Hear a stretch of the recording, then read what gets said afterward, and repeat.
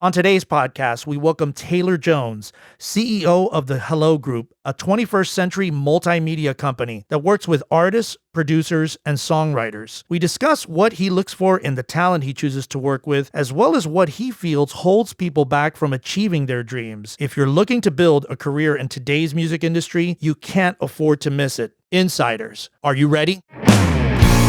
Welcome to MUBUTV's Music Business Insider Podcast, where our mission is to educate, empower, and engage artists and music business professionals who are dedicated to having a successful career in the new music industry. Here are your hosts, Rich Ezra and Eric Knight.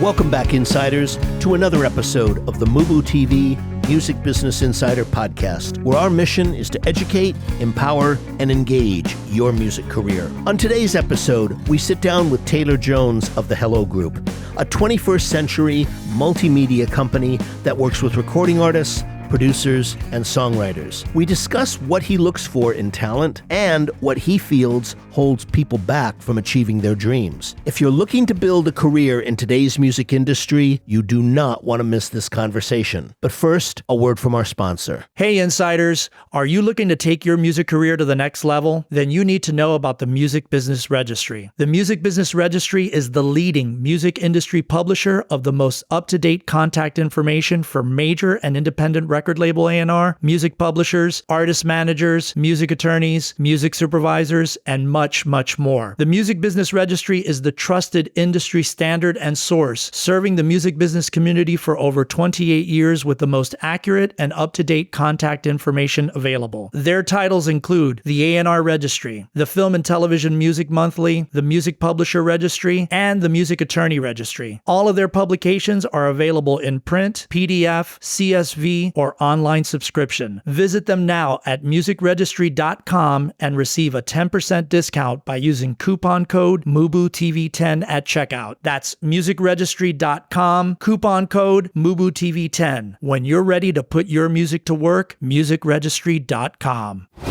Welcome back, Insiders. Today's featured interview is with our good friend Taylor Jones. Taylor is the CEO of a wonderful multimedia group called the Hello Group. Before we move on, we want to stress that this interview was done before the untimely passing of our dear friend Phil Quaterero, who was the chairman of this company and worked very, very closely with Taylor. I got to know Taylor through Phil Quaterero and met him, I guess, about a year and a half ago. He first was a guest in my music business class that I teach at Musicians Institute. And right away, I was struck by, he reminded me of a young Richard Branson. Right.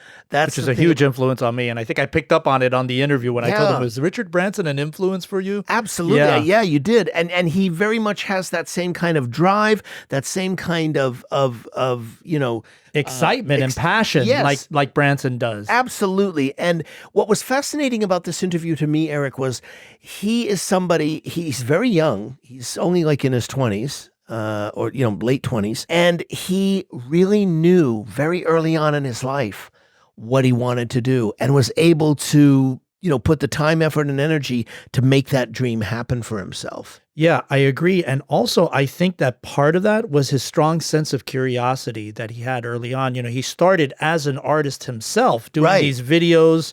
I think he was talking about his dad being a huge Mariah Carey fan, and then just, kind of emulating her voice. And then he would start doing these videos, and they started from like 3 views to 30,000 to 300,000 to 3 million. And I think it was part of that was the impetus of what made him go onto this other journey with the Hello Group. Absolutely. And it was also him committing, I guess, a lot of time to all of those areas in the music business: recording, management, publishing, modeling agency, working with talent on both sides of the thing. I mean, he was, as you said, he started out as an artist and worked in that field himself, but also worked with a lot of talent and has an understanding. And that's what makes the Hello Group, I think, such an interesting factor, is that it incorporates all those elements. Definitely. And with that, Insiders, sit back, relax, and enjoy our featured conversation with Taylor Jones. Taylor, welcome. Thank you, Rich. How are you? I'm very well. How are you? Amazing as always. Well, good. It's so good to see you. Likewise. I always like to start these conversations with people in the business, especially with someone like you who's had such a wide and varied career. Throughout your life, when did you know that the music business was going to be your professional career path? At what point did you have that realization? Really good question. I don't think it's how everybody else discovers it. I grew up listening to Mariah Carey, right? My dad was a huge fan. And so he used to play Mariah Carey on the weekends with some beers. And I used to just start belting along as a kid who hadn't yet had his balls drop. And so the minute that I realized that I couldn't actually sing, I was still just enamored with music and always had been. And I began to rap. And so I started rapping in my local community, downloading tracks from YouTube, making songs, putting them on YouTube as a hobby. 3 views, 3,000 views, 300,000 views, 3 million views. Okay, people are liking it, and I started doing it more. And as those tracks began to grow, I began to not only record music for myself, but start producing for others. And as I did that, I realized that I had a talent with communicating with the music community as a whole and just diversifying my skill sets across music. And then how do I release the records? How do I market the tracks? How do I do all of these different things that help elevate this platform? And so growing up as an artist and crossing over into the Disney world and into the, into the mainstream world pretty young at 16 years old, I then realized that I kind of had a knack for business as well. And so it was around 15, 16 years old, I really thought, maybe I could do this professionally, and I actually opted out of college and decided to just chase my dreams, and luckily it worked out. Wow, so you pursued them from a very, very young age. Correct. Interesting. Okay. Hi, Taylor. This is Eric. Thank you so much for joining us. What's We up, really Eric? appreciate it. I wanted to ask you, you started out, you kind of talked about it a little bit here in the previous question. You started out as an artist and performer and now have this major multimedia company called the Hello Group. Tell us a little bit about the Hello Group and its various divisions. Yeah, sure. So the Hello Group started out as a management company. That's what we started as. And that was my background. I was looking after and working with independent artists and then major artists like winners of The Voice and Pop Idol and Eurovision and things like that. And so what started as this small management company with myself and my brother running it in a dining room in Swindon, which is about 2 hours away from London, has now turned into 7-8 years later, a multi-million dollar media empire. We have the Hello Group now owns 17 companies within our ecosystem, portfolio companies, and 13 of those are Hello divisions, which include a management agency, a music publishing company, which is a JV with Sony Music Publishing, and we are one of the world's leading K-pop music publishers. We have a live touring division. We do about 1,000 shows a year. We have a record label division and a distribution division. We have a digital marketing agency. We have a TV and film division. We're producing shows right now with Netflix and Fox and HBO and Tubi and all kinds of different things. Amazing projects that I can't announce yet that I'd love to, but in about a month I'll be able to give you some tea. And all these different types of divisions. We even have a Web3 division. We have a venture studio and an incubator right now that we're launching as well, and about 4 or 5 tech companies that we're working on too. So it's very, very diverse, but the core is always entertainment. We're even launching now consumer products. Our first consumer product, Hello Soju, which is, soju is a Korean alcohol, and by volume, it's the #1 selling spirit in the world. And what we're doing now is making the first ever soju seltzer, and we're actually launching that in about a month's time, and we're very excited about that too. So, but again, the through line is still entertainment, given our influence from K-pop and the Korean culture leading us into the beverage sector. So we're very, very diverse. Wow. And that's in the span of how long? That's in the span of about 7 years, but really we were 4 divisions at the onset of COVID. And when all of our revenues that were generated by service-driven revenues disappeared as COVID, turned Took up. hold, yeah. Exactly. I really, it kind of dawned on me that I wasn't going to build true enterprise value as a company that focused on service-driven businesses. Management company is a service business. We get paid 20% commission, right? But we're not really owning any IP. And so, and live touring, it all happened, digital marketing, it's across the board. And so we decided to focus on building IP, building TV formats, building a publishing catalog, building tech that you could apply a 12, 15x multiple to the valuation. And then as we began to build IP and enterprise value, the company as a whole decided, began to grow. Our team began to grow, and we were able to leverage that IP as collateral to then raise more money, expand the team even further. And then really all of the ducks started to rise as the tides went up. And so that was a very, very quick and rapid acceleration that happened really mid-COVID. And so I think we've launched maybe 9 or 10 companies since, COVID-19 really took place. So many of your divisions, so many of your companies, not only center around entertainment, but they center around music. Yes. The production, the studios, the publishing, management. In your mind, you've come into this in a very interesting time. You say in the last 7 years or so, you started with 4 and now it's 11 different divisions? Well, 13 divisions, 13 17 companies. Yep.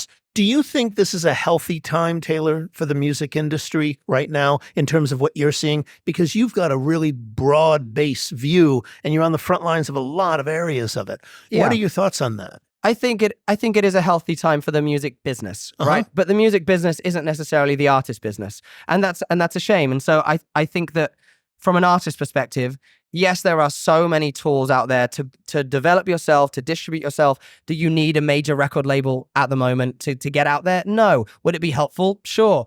But there's a we alluded to this in a conversation that I had earlier today with some friends, and we were talking about 100,000 records coming out a day, which means that, hey, is the music business healthy? 100%. There is more product, more tools, more, a bigger market share, bigger market cap, so much money in the music business right now. It's never been healthier. But from the artist perspective, it is more difficult than ever. Despite the tools, despite the accessibility, it is so hard to break through the noise. I had a creator come up and ask me earlier, what should I be posting? And our executives say, you need to be posting, you need to be breaking through the noise. I don't know what to post. Can you please help me? And I said, I don't know what you should post either. And I'm the professional.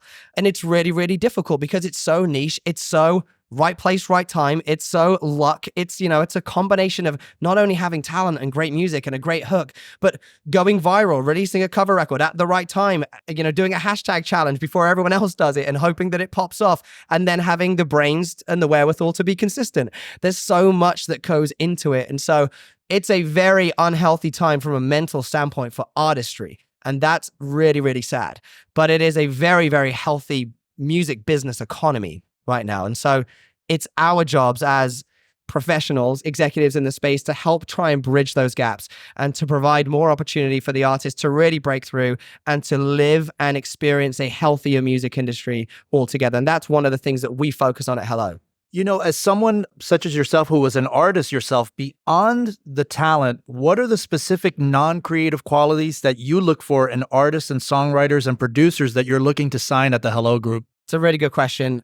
I think it comes down to personality for me. It really does. Because yes, you can sign an artist that has great branding, right? And do we consider branding to be a great creative quality or artistic quality? Right. Your artisticness can come into your branding, right? The way you look, your feel, your tone. It's not necessarily the music or the art of the music itself, but it is part of it. But it can be considered the business too. So I know that I can bring all of that to the table for an artist. Okay. And so major labels, I think, would have a very different answer because you need to be a lot more prepped and cooked and primed before you enter a big machine. For a management company like ours or an indie like ours that has those resources to really move you up the field, I'm looking for good songs, great talent.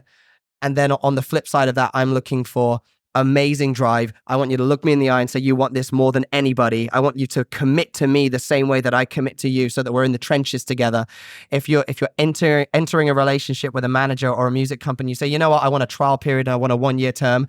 You're already ruining your own destiny before you even set foot in it because you're not giving stakeholders in your career a stake in your career. You're letting them know that you think temporary and that you think long-term. And that to me has an implication on how I think that you feel about your career too.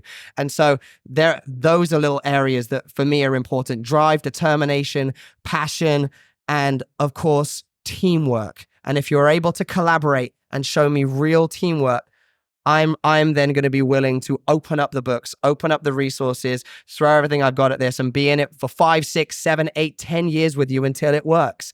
That's the commitment that I make to an artist when I sign them. I won't stop until it works.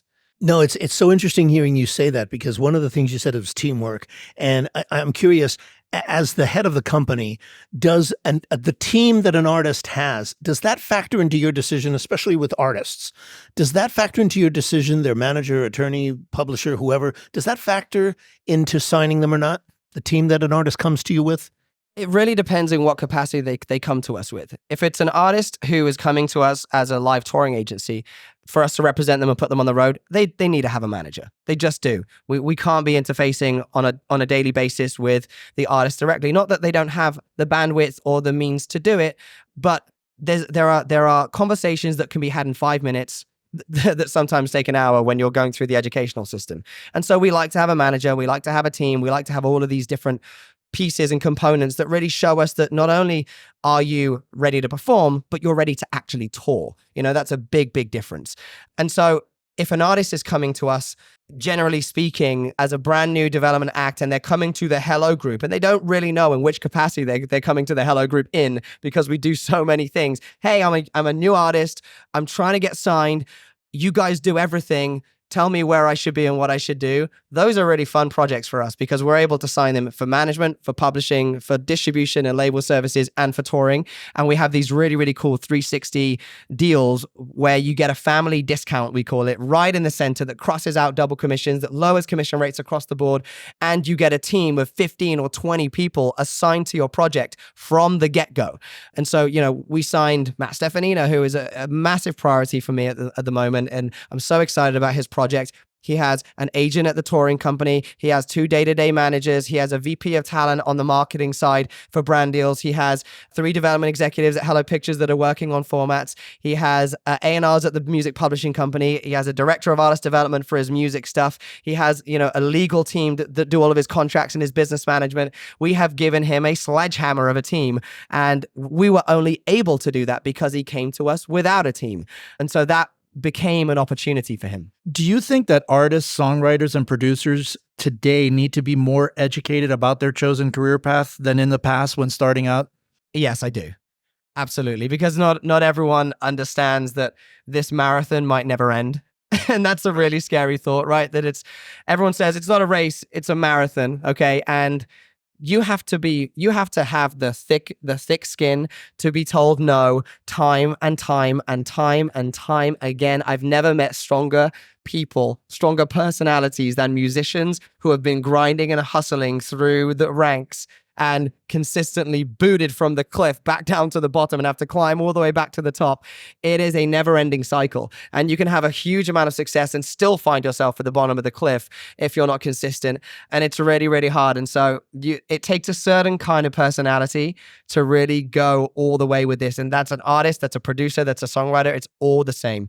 And we've had, we signed a producer last year, and the first record that we placed for him was an NCT 127 hit. It sold 5 million copies. It went triple platinum, and he was a Billboard number one album, and in song changed the producer's life. But it still took 2.5 years for the royalties to come in from Korea. And so, it changes your life, but you still have to be able to put up with putting your ego aside and working part-time while you're a Billboard number one charting producer. Wow. That happens, it just does. And we've got other producers and writers who are the biggest in the world at what they do. Phil and I, we have clients like Smokey Robinson. We also have clients like Alorn, who is arguably the largest K-pop producer in the world right now. And he's having a great time. But for the first 5 years of his career, and we stuck together, he wasn't having such a great time, but he already had cuts under his belt with Gucci Mane and Flo Rida and Snoop Dogg, but it still was finding it hard to make that consistent revenue. Now he's there, but it takes a long time, and you need to be willing to ride it out. Otherwise, it's just not for you. Yeah, I'm so glad you brought that up about, top producers having number one hits and you wait 2.5 years for the money. That is a reality that very few people talk about. I know a lot of number one hit songwriters who said they waited 1.5 years or they waited and then international money is even longer, the way that whole system works. So you're brainwashed to take an advance that you don't really need because you have the money coming in, and it ends up being an expensive 60-40 loan. Yeah. Right. And it's we try and encourage our artists, our writers, our producers not to take advances if they can help it. We're happy to give them. Yeah. We're happy to increase our margin. But, I also tell them up front, this is just a money play. I'm happy to put the same work, the same time commitment, the same effort, the same resources into you at a 20% commission rate, than I would be at a 60-40 rate. It's just, can you hold out? And that's a really tough decision for an artist. No, I totally hear you, but I think it's an important point that you're bringing up. And it leads me to my next question, which is, do you feel that in today's music industry, we have redefined what success means? Success is so tailored, I believe. We are constantly, we are saturated right now on Instagram, TikTok by these videos of entrepreneurs talking about what success means and flaunting money and showing private jets and Rolls Royces as a metric to success. It's absolute rubbish. Beep. Yeah, bullshit. Yeah, exactly. Yeah. Bullshit, if I can. And I believe that success is really relative, and it's a term that should be accustomed to you. If you're able to make a great living, if you're able to provide for your family, if you're able to be happy and you wake up every morning and you're excited about what you do and you get to perform and share your passion with the world and do what you love, no matter whether you're an artist or you're doing a podcast or you're a journalist or you're a lawyer, it doesn't matter. If you're able to have those key components, happiness and security and stability in your life, to me, that is success. And so I'm building something much bigger than myself because I really want to I want to make a drastic impact in our economy, a drastic impact in the music business, in the entertainment business. And my legacy is to leave people with incredible experiences, whether that's the entertainment that we provide or the hotel that they end up staying in at Hello Hotels in 5 years' time. It's about the experience. That's my legacy. And so, to me, I'm already successful. I'm happy. I'm comfortable. I'm financially secure. These are metrics of success. So yes, we need to redefine what success means because it's also having a really negative impact on mental health, which is a huge, huge factor right now. And you've got artists giving up because they feel like they're not successful. And some of these people have tens of millions of followers online and they still don't believe they're successful. And it's incredible. Hey, Insiders, we hope that you've been enjoying our featured interview. Stay tuned because we've got so much more value coming your way. But before we dive back in, a word from our sponsor. So, hey, Rich, tell me a little bit about the Music Business Registry. Well, what we are, Music Business Registry is the leading contact directory. We publish all of the most current, accurate, and up-to-date contact information for the music industry. We do directories for A&R. We do directories for music publishers. We do directories for film and television music. We do directories of artist managers, and we do directories of music attorneys. And we also sell other publications too, like the Indie Bible series, the YouTube Bible series, the Indie Spotify Bible series, and other things as well. That's what we're about. So if I wanted to find out, let's say, the music supervisor for American Horror Story, I can kind of go into the Film and TV monthly and find the information that I need there? Well, we don't list specific shows. If you know who the music supervisor is, and you can find that out on IMDb, then you can find their contact information. And we have that in our Film and Television Music Monthly. Absolutely, yes. That's great. And I hear that we have a discount right now. If you go to musicregistry.com and use coupon code MUBUTV10 at checkout, you'll receive 10% off your first order. That's absolutely correct. Yeah, we offer that to all of the MUBUTV insiders. So insiders, check out musicregistry.com and use MUBUTV10 as your coupon code. Yeah, no, I totally agree with you. I totally agree. I think that that whole metric, and so much of it, as you said, is bullshit. The mansion is rented. The car is rented. Yeah. It's not real. It's not a real metric. It's all a facade. Yeah. Taylor, your music career is very reflective of a very strong sense of curiosity. Do you think that your wide range of interests, playing music, performing, songwriting, labels, publishing, has contributed to your success in the business? 100%. I would not be the same executive now, if I had not gone through the ranks myself. That's the thing. I can really look an artist in the eye, or a writer in the eye, or a producer in the eye, or even an executive in the eye. Anybody in any field of entertainment, whether you're producing TV and film, you're a live touring agent, it doesn't matter what you've done in entertainment. The likes are that I've done it and I've been there. I have hustled. I have made it from nothing to being on 40,000 people arena tours, to having #1 records in Europe, to being EMA shortlisted, to the whole thing. And so I know what it takes to really hustle. I know what it takes to make it, to lose everything, to make it again, to diversify, to stay consistent, to stay stable. And I can look an artist in the eye and help them and reassure that I can be there through that journey, and I can really experience things with you and help guide you through experiences that most executives can't do. And whether that's being on stage and letting them know which camera to follow, as simple as that, and how to handle the pressures of a meet and greet when you're absolutely exhausted after 9 shows in a row and you just can't be bothered, but you have to show up. There are so many areas. Yeah. I wanted to ask you another subset question, just because I see a lot of you and me with diversifying and doing a lot of different things in the industry, which I've done as well too.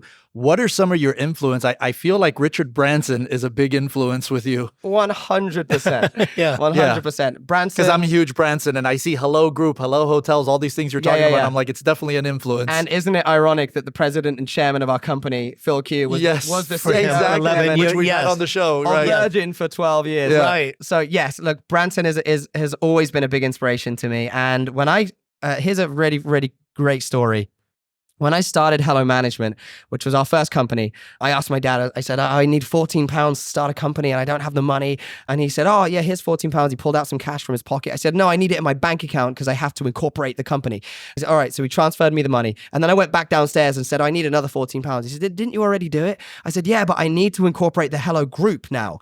And he said, what do you mean? I said, well, I think that in 6 years, 7 years, we're going to have this big multimedia empire. I want to have like Hello Hotels, Hello Live, Hello Pictures, Hello Studios, Hello Publishing, Hello all of it.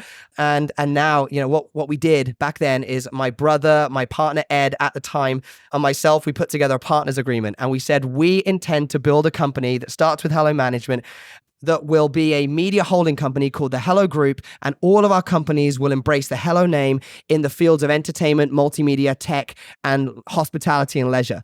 And we signed it, and one of our terms was have a great big glass of champagne every time we sign a great big deal. And we signed this agreement, and I boxed it. It's in a folder somewhere. And now last year, I pulled this agreement up from 2015, and I had crossed off almost 13 of the list of 20 companies. It's like the Jim Carrey manifestation story where he writes himself a $5 million check. Yeah. I wrote myself in an agreement all of the companies that we would operate. And now the majority of that list are actually operational. They're successful. They employ people and they're really running, and it's incredible. And so, of course, we're taking a leaf from Richard Branson's tree, where we're branching out. We're using our brand to leverage new opportunities. And that feels really, really fun. And I got to meet Branson actually when he uncovered his Hollywood star on the Walk of Fame. I was sat next to Joan Branson and Ben Harper, which was awesome. And I saw the star, and then he proceeded to spray Phil and I with a bottle of champagne, which is a memory, and it's actually on my Instagram highlight reel. Oh, wow. He's got a great documentary on HBO. I don't know if you've seen it. It's a series. It's a series. It's awesome. Have you watched it? You can see Phil at the end. Right. Yes. Yeah. Awesome. Absolutely. As you were speaking over the last 10 minutes, I got the sense that you are a man who's had a vision, and you have fulfilled so much of what you've been saying is that you've fulfilled on your vision. And, I always like to ask people such as yourself, what is it that holds people back from success? I mean, you're on the front lines of this. And what is it that you see that holds people back from success? Can I be candid? You can. Absolutely. Yeah. I believe a great deal of what holds people back from success is the educational system that we're currently facing. There was not a single time when I was at school that a professor really encouraged me to be an entrepreneur. They encourage you to, and of course, once more, we're not defining entrepreneurialism as success here. That's where I found my success. So I'll talk to my own stories. There was not a single time when a teacher encouraged me to learn the skills to go out into the world on my own and do it. It was always, well, be careful. Don't do too much at once. You're too tunnel visioned on being a pop star. Does that really happen? It's 1 in a million. Be realistic. Pick something like engineering. Do something else, right? And I had this all the time, and it drove me crazy. I just wanted to prove everybody wrong the entire time.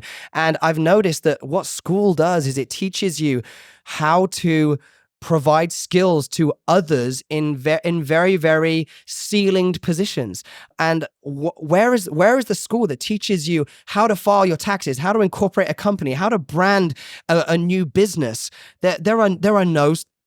There's no curriculum that teaches you that in school until you finish school. You go to university and you take a degree for business or entrepreneurialism, and maybe there, but you can't even afford it. Half the people in the world, they can't even afford to do that. So I believe it's been wired into us from a very early age. Stay in your lane, get a job, work hard, have a family, retire, and be all good and put some money into your 401k account. I'll tell you something. I don't save a penny. All of my assets are in my company. All of my assets are in my stocks. I don't save anything. I spend my money. I have a good time. I might die tomorrow by being hit by a car. Who knows? I mean, it sounds morbid. Hopefully it's not, touch wood. But I am of the mindset that you can achieve anything. You just have to take the blinders off. And we're being given blinders every step of the way. Parents are putting blinders on children, schools are putting blinders on children, and social media is putting enormous pressure on people to be something that they're not, and to aspire to be this model with an amazing body, or this, or this entrepreneur that's driving a Rolls Royce because they sell, they got into Avon and they're starting selling beauty courses and it's made them a multimillionaire. There's so much that's unrealistic. You just need to take the blinders off, think, what am I passionate about? What do I want to make a difference in? And how do I get to the next step? And just go for it. And it's really, really hard to educate people to think that way because of the system that we have. And I'm really grateful for folks such as yourself. And you are a teacher too, and you teach and educate, but in a manner that really encourages people to go and get it. And that's a miracle. And so we need more folks such as yourself in the world. Well, thank you. I mean, our whole motto here at the company is we want to take education out of the classroom. Yeah. And that's a very, very big part of it. That's one of our missions here. Education isn't the problem. That's right. The current educational system is the problem. That's Absolutely. right. I think I'm going to know the answer to some of these questions, but I'm going to ask it anyway. Taylor, are there any books or films that have really resonated with you professionally speaking that you could recommend to our audience? Yes, there is. And it's probably not the most kosher one to say, but Catch Me If You Can with Leonardo DiCaprio. You know how ballsy he is in that movie? Yes. Very much so. And that speaks to what I just said. Yeah. He is willing to step up to the role and become anybody. He's not scared. He's relentless. He's fearless. And if he wants to be a pilot today or a banker tomorrow or, whatever it is, he just decides to go and run with it. And let me tell you, you can fake it until you make it. Believe me, I did it. Yeah. I told myself I was a big pop star before I was. I told myself I said, my dream is to call myself a music executive before I was ever even, a speck on the map. And, and today I'm sat here as a bona fide music executive, and that's fantastic. But you have to really play the role that you want to be before you're there, and then it helps shape you into that character. So Catch Me If You Can is an amazing display of true audacity that actually, garner success and some jail time in the case of that movie. But let's take the premise of what he was doing. No, but that's so true. I've heard so many people talk about that premise with you, and it's not even that they say it that directly, but I remember there was a 60 Minutes piece with Barbara Streisand, and she was going back to her roots of apartment she lived in the 60s when she was just starting out. And she said something that struck me. It's exactly what you said. He was asking her about, were you dreaming? And she said, no, I never dreamt of stardom. She says, I always knew it had to be. Yeah. And this was like a 19-year-old, say like, I always, and just what you said, fake it till you make it. I always knew. It's like, there's that belief. I heard Mariah Carey say that same thing. Embody the character. Yeah. You have to be that. You have to be that in order for people to believe you are that. And if people believe you are that, then you are that. Then you are that. That's right. Yeah. That's the way they perceive you. What advice do you have for artists who want a career in the music business today? Consistency is key. I mean, you hear that from every executive. It's not something that's new. I'm not rewriting the book here, but make as much music as you can. Spend time really perfecting your craft. You have to be, the music speaks, and you have to be unique. You have to be different. You have to be able to express your artistry in a way that conveys your personality and why you are different. And once you figure that out, start releasing music and release it all the time. There are no excuses. If you can't afford to make a track, download a record for $39 on BeatStars. I'm sorry, there are ways to make it happen. There are mastering services like Landa, where it's like $50 to master a record. There are so many ways of making music. You can buy a microphone for $100, a USB mic. You can plug it into a computer. You can download a beat on BeatStars. You can master it with Landa. You can record on GarageBand or even Logic, whatever you want. You can learn. And there are so many videos on YouTube that teach you everything. So just put the time in, perfect your craft, and once you feel like you're ready with your music, start releasing really, really consistently. And don't be too precious with the material. That's a big, big mistake that a lot of artists make. They'll put a record out. If it doesn't catch, if it doesn't do playlists, move on to the next one. Stop wasting your time focusing on that record and saying, I worked for 6 months on this track. You shouldn't be working on a track for 6 months. That's not efficient, right? You should be working on a track in a couple of days, getting it done, and then getting it released. And if it doesn't pick up, get the next one out and start being as consistent as you can. Volume is key here. Don't sacrifice the quality, but the volume is really, really key. And those who are putting consistent volume out of a high quality and are posting and engaging and trying to build their brand as a full-time gig are seeing it through. Absolutely. I couldn't agree with you more. They're totally committed to that. Yeah. Taylor, what advice can you offer our listeners who are wanting to pursue a career in the business side of the music industry? That's a really good question. And I mean, there are of course courses and schools to go to and resources such as you guys, which of course I would absolutely advise. But the truth is, I did not get into the music business by going to a school or by learning anything. And I think if I had known those resources were available to help fast track my learning curve, I would have absolutely signed up for that. But the quickest way that you can learn and the quickest way that you can really get into the business is by getting into the business. If you want to be a manager and there's an artist that you love, sign them, figure it out, and it's okay to make mistakes. It's okay to figure out how to do your job when you're on the job, so long as you're not sacrificing the artist's integrity and the artist's journey at that same time. But if they're down a ride with you and they're all about commitment and drive and let's learn and build together, then go and do that, and you'll learn about agreements, you'll learn about laws, you'll learn about PROs, you'll learn about marketing, you'll learn about all these different things on the job. And experience is the best tool that you have. And so, look, I don't have a degree. I didn't go to a business school. I didn't do any of that stuff. I just got out into the world. I started signing. I used my intuition and my guts and my and my unrelentless fearlessness and just put myself into situations and dealt with the consequences as they came.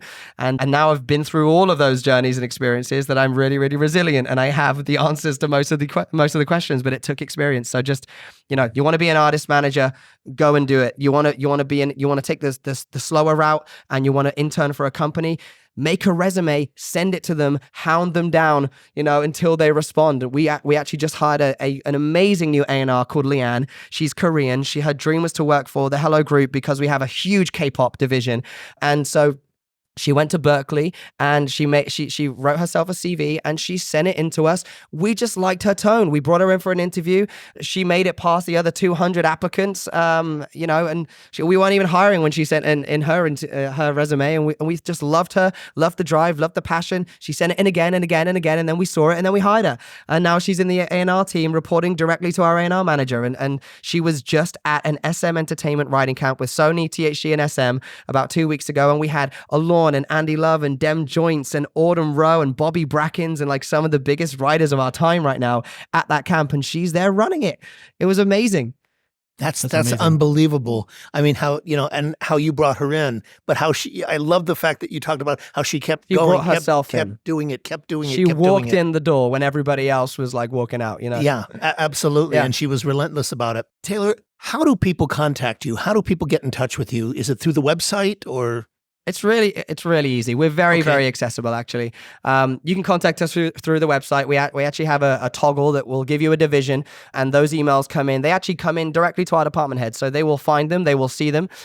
We have a response rule at our company. We respond to almost everything. Sometimes things get lost through the cracks, or it takes us a while, but we respond to everything, even if it's a no, even if it's a polite pass with some words of encouragement. We're always very responsive. But you can contact us on Instagram by DMing the Hello Group or Hello Music or Hello Pictures or whatever division you're trying to get in touch with. You can contact me on Instagram by DMing me. I check my DMs. I check my DM requests all the time. There's often a diamond in the rough sat in there and waiting to be heard and discovered. And I love that. And you can hit us up at events too, at places like this. Come up and talk to us, come and say hi. We're really, really accessible and really welcoming. And so we want to talk with people. We want to learn about who you are and what you have to offer the world and what your talents are. And we're always excited about meeting new people. So we're open. Well, that's fantastic. Thank you so much. We really appreciate this immensely. Thank you for we having really, me. We Thank you so really much, can't thank you enough. Thank you, Taylor, very, very much. Thank you, Rich and Eric. Thanks so much, guys. Wow. What a great interview. I love talking with Taylor. He's so excited about what he's doing, and he gets you excited about Yes. talking to him, That's know? exactly how I felt coming out of that interview, is a lightning bolt. Yeah, absolutely. And the thing that, so many things to cover on this. I mean, when we spoke to him about the non-creative qualities that he looks for in talent, which is such an important part. When you're the CEO of a company that's running, primarily with people, with management, with publishing, with modeling, with all of these different divisions in music, a live touring division, you have to have that understanding of what is the non-creative elements that make people successful. Also, I thought the other thing, Eric, that was so interesting to me is how the team of an artist factors into his decision. Yeah. That was an interesting. Yeah, definitely. And I also thought, the question that we've been asking our guests lately, which is, what holds people back from success? I mean, that's, a bomb of a question. I think I've always told you, I credit you with that, because it's such a profound question to hear what people, holds them back from that success. I also thought, like we mentioned at the top of the show, what I loved is his influence of Richard Branson and kind of how he's modeled the entire Hello Group, kind of like the Virgin Group. And I kind of picked up on that because myself, I'm a huge Richard Branson fan. And with my previous company that I was trying to start was doing that kind of, methodology in terms of how he was creating all these different divisions. So I really just admire his tenacity and what he's done in such a short period of time.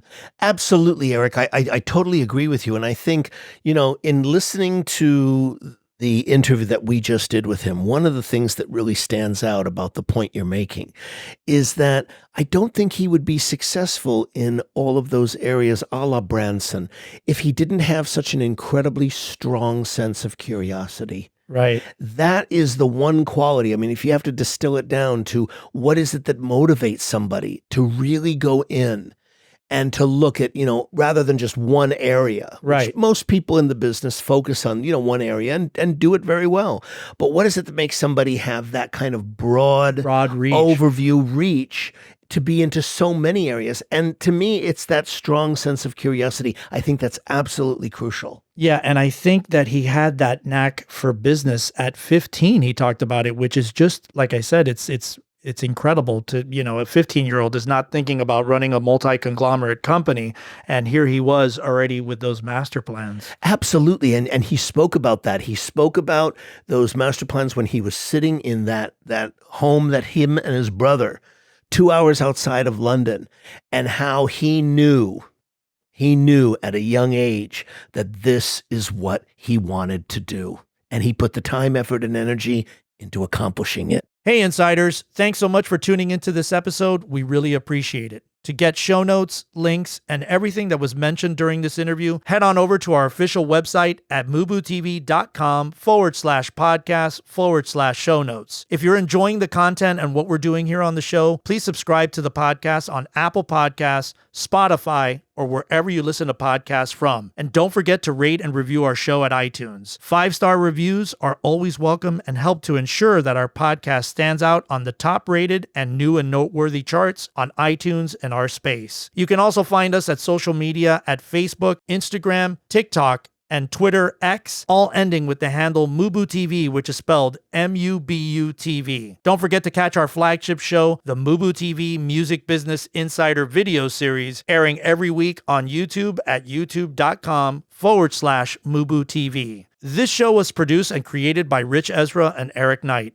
Theme music by Disciples of Babylon, and be sure to tune in next week for another episode of the MUBUTV Music Business Insider Podcast.